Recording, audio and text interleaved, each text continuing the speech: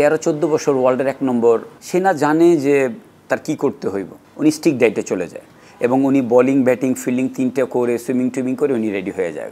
সাকিব আল হাসান দাদা ভাই একটা মানুষ ধরেন 3 ডিপার্টমেন্টে সেরা, তো 13-14 বছর ওয়ার্ল্ডের 1 নম্বর, সে না জানে যে তার কি করতে হইব। ধরেন সে একটু যে খাওয়া দাওয়াগুলি কথা বললাম, সেও যে স্টিক ডায়েট করে তা না, কিন্তু সে যখন ভাবে যে আমার 1 মাস খেলা আছে, তাকে যখন সামনে থেকে দেখছি ওনাকে, আমার সামনে খেলা আছে, আমার শুকাইতে হইব, উনি না কী করে খাবারের ফ্যাট জাতীয় যে খাবারগুলা, ভাত, তারপর ওনার ডিম ভাজা পছন্দ, মাংস ভুনা পছন্দ, এই খাবারগুলো উনি কুইট করে ফেলে, উনি স্টিক ডায়েটে চলে যায় এবং উনি বোলিং ব্যাটিং ফিল্ডিং 3টা করে সুইমিং টুইমিং করে উনি রেডি হয়ে যায়।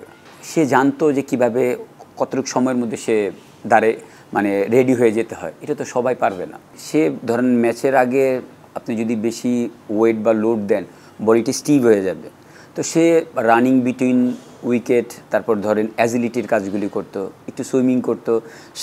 সে জানে যে দাদা মানে আপনি তো নিজেও দেখছেন তাকে, সে একটা খেলার আগে খুব তাড়াতাড়ি নিজেকে রেডি করে ফেলে। আমি তার সাথে সিলেটে গেলাম, সিলেটে গিয়ে ধরেন একদিন ম্যাচ চলতেছে, ম্যাচের পরে রাত্রে হঠাৎ দাদা জিমে যাব, জিম করলো।